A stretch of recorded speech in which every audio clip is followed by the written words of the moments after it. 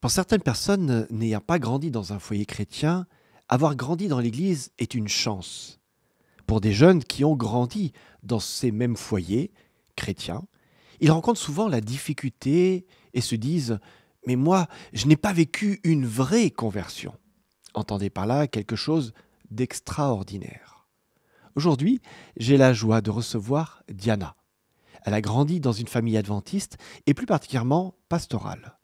Elle nous partage son cheminement spirituel, son parcours de foi. Diana nous livre son témoignage inspirant.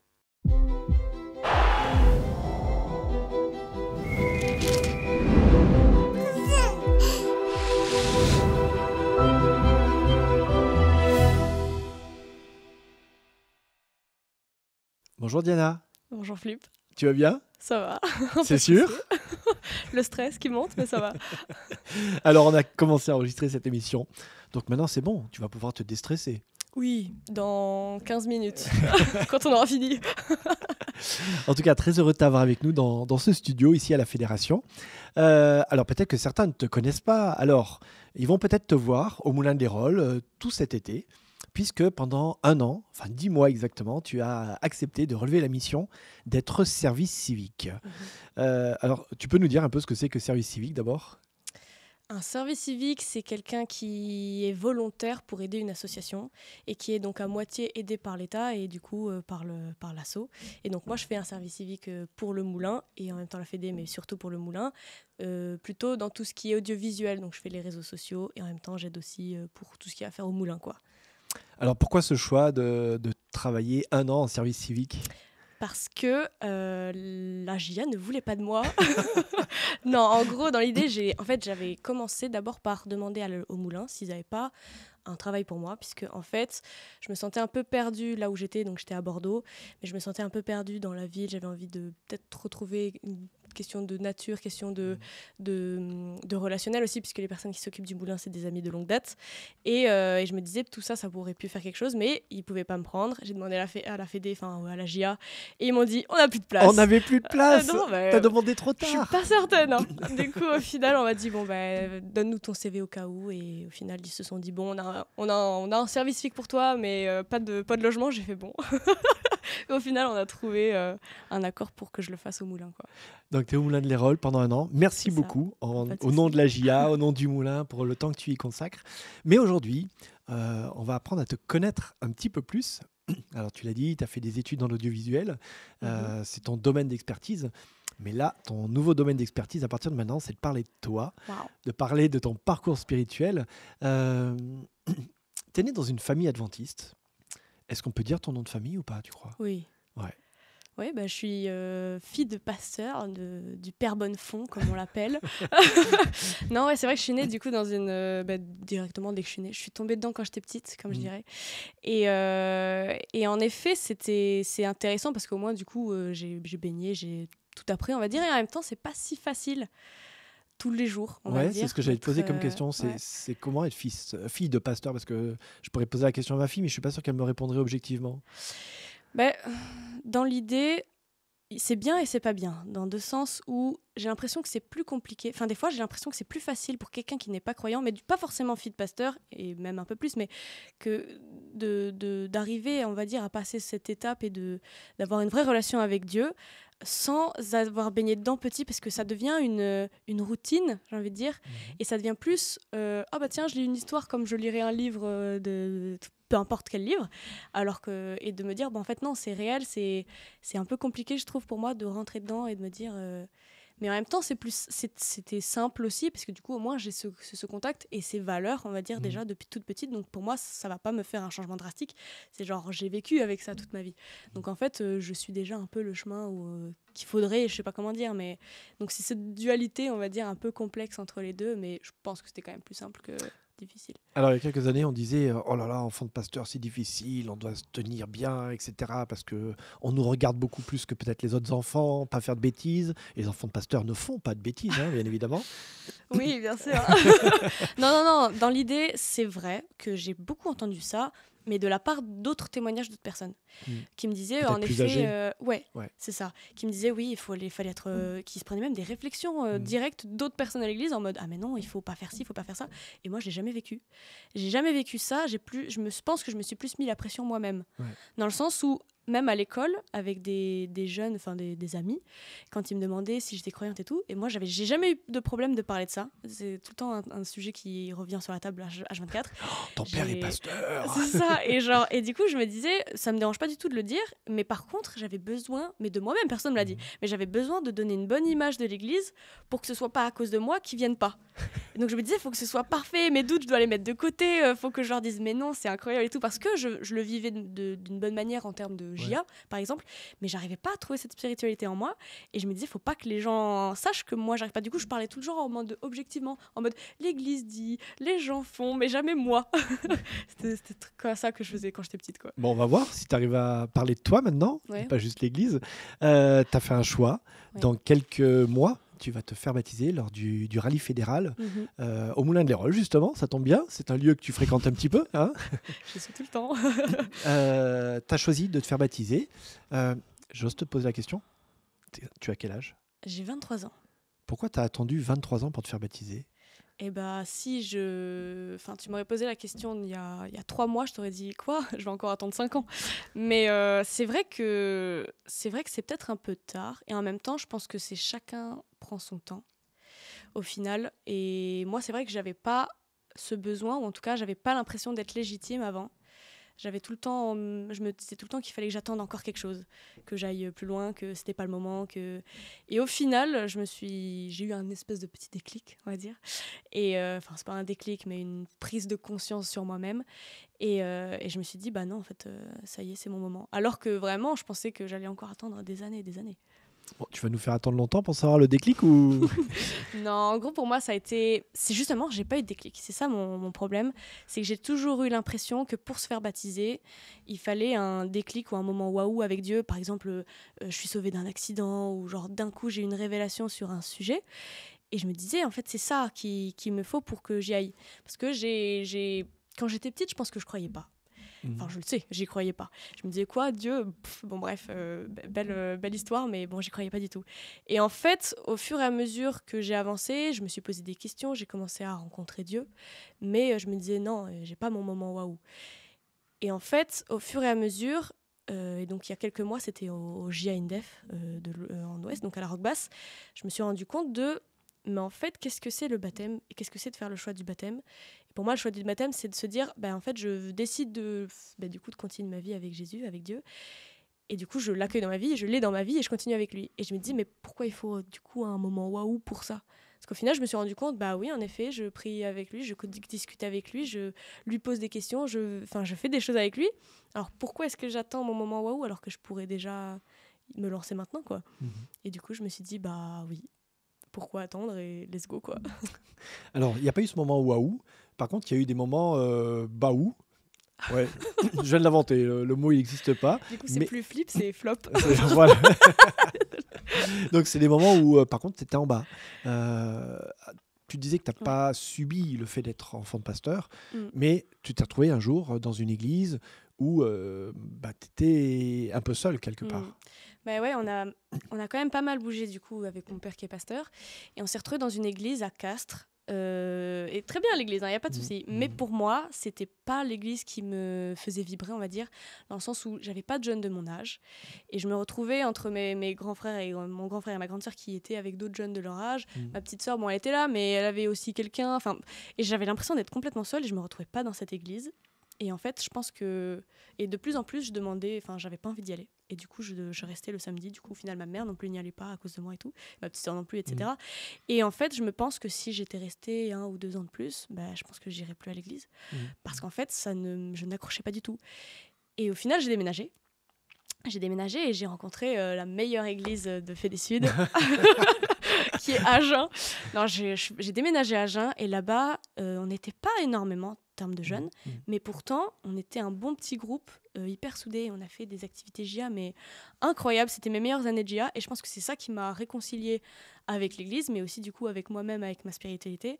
Et le fait d'être rentrée dans la JA, j'ai pas voulu en sortir. Donc même après ne plus être jeune, j'ai voulu continuer en tant qu'animatrice. Et je pense que c'est ça aussi qui m'a fait grandir dans ma foi, puisqu'en fait, les deux pour moi sont super liés. Et en fait, l'un ne va pas sans l'autre, quoi. Alors, JA, on va expliquer ce que c'est quand même pour ceux qui ne connaissent pas. Jeunesse adventiste, vous aviez des activités le samedi après-midi ou le week-end, des rencontres. Qu'est-ce qui, toi, t'a touché dans ces rencontres-là avec d'autres jeunes à Agen, justement ? La meilleure église de la fédération, apparemment. Exactement. Il faut le préciser à chaque fois qu'on dit à Agen maintenant. Non, disons qu'on était... Ce qui était bien avec Agen, c'était qu'on était dans un... Comme on est un peu reculé, c'est une petite église et tout, on avait une animatrice. En fait, ils étaient tous de la même famille, qu'on se le dise. Hein. Ils sont... Bref. Et vous étiez une petite famille et vous faisiez l'église à vos deux familles. Non, en gros, c'est juste que du coup, on avait un lieu, on va dire, pour aller faire la JA. Du coup, on faisait souvent des week-ends dans un lieu privé. Donc, en fait, on avait tout un espace de forêt, de lac, de je ne sais quoi, où on pouvait faire plein d'activités. Et donc, c'est ça qui, pour moi, a créé du lien entre nous, de se dire, en fait, on s'entendait super bien et de vivre des trucs, des fois pas de temps légal, mais qu'on le faisait quand même. Et je n'avais pas entendu.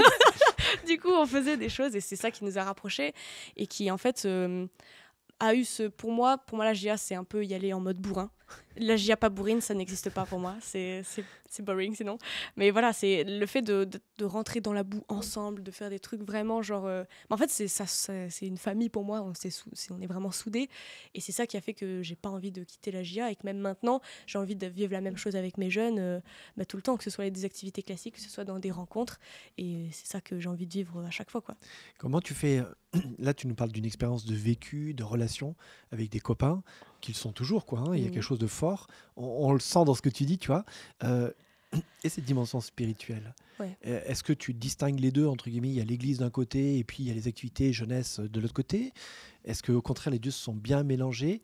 Est-ce que c'est la spiritualité qui t'a permis d'être en contact avec les jeunes ou les jeunes qui te permettent en contact avec la spiritualité? Je t'ai posé trop de questions en même temps, là. Je pense qu'à l'époque, quand j'étais jeune, c'était plus un point d'ancrage pour que je reste à l'église. Mais pas forcément de spiritualité. Je pense qu'en tout cas, à ce moment-là, c'était pas mon moment. Ah non, c'était pas ma recherche. Enfin, si, j'avais quand même ce recherche. Je me rappelle que Christ, du coup, qui est au moulin, qui s'occupe du moulin maintenant. Le directeur du moulin de l'Hérole. Qui, en fait, c'est le premier à qui je me suis tournée pour poser mes questions spirituelles. Genre, je me rappelle, je crois, ma première question, c'était « Ouais, mais si Dieu, pourquoi le mal ?» Un truc du genre. C'est ce truc un peu bateau de base en mode ça va pas, ça concorde pas. Et je me rappelle qu'il a été patient à répondre à plein de mes questions, mais ça, c'était pas vraiment dans la GIA. Mais c'est vrai que la GIA, ça m'a permis de rester accrochée à l'église. Et ensuite, c'est en devenant moi animatrice, je pense que là, j'ai commencé à avoir ma relation spirituelle avec, par exemple, ma marraine. J'ai une magnifique marraine spirituelle qui est ma marraine pour le chef guide. D'accord. Babette. Et en fait, c'est pour moi ces relations-là, donc d'après, qui en fait, je me posais des questions spirituelles et en me répondant, je commençais à me faire ma propre progression. Et en fait, en m'occupant des jeunes après, puisque du coup, en tant qu'animatrice, c'est aussi me dire, en fait, moi, j'avais ces doutes qu'ils ont maintenant. Et je peux avoir une réponse, puisque du coup, j'ai passé, on va dire, un peu cette étape. Et quand je leur ai annoncé, par exemple, ça m'a vraiment touchée, ça, quand j'ai annoncé que je voulais me faire baptiser, je leur ai pas dit « Oh, je vais me faire baptiser ». C'est que je leur ai expliqué justement mon parcours de pensée, on va dire. Et il y a un jeune qui n'est même pas forcément de mon église, pas de Bordeaux, à ce moment-là, j'étais à Bordeaux, mais qui était à l'église d'Agen. Donc un jeune que, je m'entends bien, mais je pensais pas avoir autant ce lien. Et en fait, il m'a envoyé un message après en me disant « En fait, ce que tu as dit, ça m'a parlé de fou. Genre, en fait, je suis dans le même cas. » Et je me suis dit « Waouh !» C'est vrai que ce que j'aimais dans la GIA, c'est de pouvoir partager, de pouvoir échanger. C'est ce que je préfère avec les jeunes. Et c'est vrai qu'en fait, il n'y a pas que de l'amusement, il y a aussi de la spiritualité. Et je pense que c'est vrai, le fait de pouvoir se poser les questions ensemble et de répondre à leurs questions aussi, de pouvoir peut-être essayer de répondre à leurs questions, c'est ça qui, pour moi, est incroyable, quoi. Bon, on le comprend, la GIA a de la place dans ta vie. Énorme. T'as aidé, mais il y a des rencontres qui t'ont aidé aussi. Oui. Est-ce que tu peux nous parler de ces rencontres? Il y a eu, pour moi, donc j'ai parlé de Christ, qui a été ma première rencontre, je pense, qui était la réponse à mes premières questions, on va dire. Mais mes questions, on va dire, théoriques et pas forcément personnelles. Ensuite, il y a eu, du coup, comme j'ai dit aussi, Babette, avec mes nombreux... comme on a fait de nombreuses routes ensemble, tu n'as pas d'autre solution que de parler. Et du coup, au final, là, elle m'a aussi répondu à plusieurs questionnements, mais plus de manière personnelle. Et donc là, je pense que c'est ça qui m'a fait aussi grandir. Et ensuite, c'est tout plein de petites rencontres de personnes au fur et à mesure. Par exemple, j'ai envie de parler de Dame Dame, mais qui, lui, m'a fait progresser... Un autre chef guide. Un autre chef guide, qui m'a fait progresser C'est justement tous les petits codes de la JA, mais là, pour certains...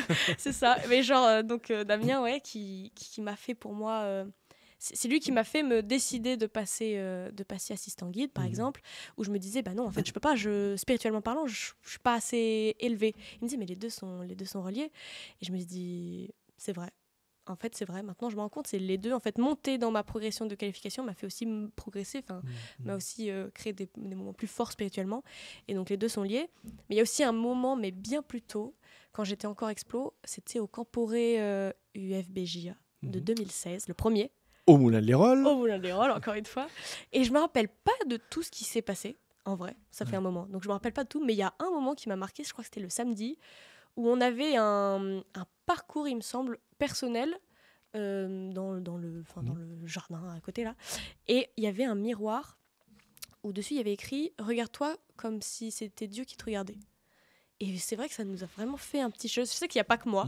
On a tous eu un espèce de petit choc de... Ah ouais, parce que souvent tu te regardes et tu te dis bon, je sais pas si là ça me va pas, ou enfin tu te juges tout le temps un peu en te regardant, et au final là te dire non, là tu peux pas te juger, là tu dois regarder Dieu parce que tu sais que Dieu il juge pas. Ah mince, du coup, et là c'est vraiment t'ouvres les yeux et tu te regardes, et je sais que ce jour-là j'en ai pleuré quoi, et je sais que ça avait tellement touché plein de gens, et je pense que c'est plein de petits moments comme ça qui, surtout de rencontres de personnes, parce que moi je suis quelqu'un de très lié aux gens, et je pense que ça aurait été, j'aurais vécu la même chose mais pas avec les mêmes personnes, ça aurait été totalement différent. Et donc vraiment c'est entre ça et entre toutes les petites rencontres et tous les petits gens en fait qui te mettent une petite pierre, ils m'ont construit eux-mêmes ma petite tour de spiritualité, et du coup c'est vrai que c'est ça qui m'a accompagnée dans ma vie, je pense.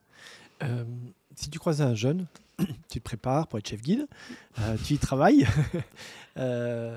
Si tu rencontres un jeune qui a grandi dans l'église et qui te dit ouais, je suis pas sûr qu'il y ait un intérêt à se faire baptiser, je préfère rester comme ça, entre guillemets, je suis libre, parce que c'est des choses que j'ai entendues quelque part. Toi, tu lui répondrais quoi aujourd'hui à ce jeune-là ?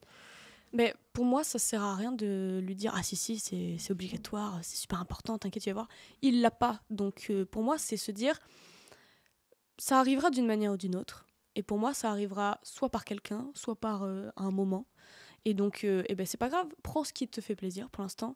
Reste dans la GIA, mais en t'éclatant juste sans vouloir te baptiser, il n'y a pas de souci. Tu as le temps. Donc en fait, fais ta vie. Et si... Enfin, un jour, ça arrivera, quoi. Et si ça n'arrive pas, mais pour moi, c'est pas obligatoire de se faire baptiser, dans le sens où si quelqu'un rencontre jamais Dieu, c'est pas grave, mais tant que tu vis ta vie de la meilleure manière possible, vas-y, quoi.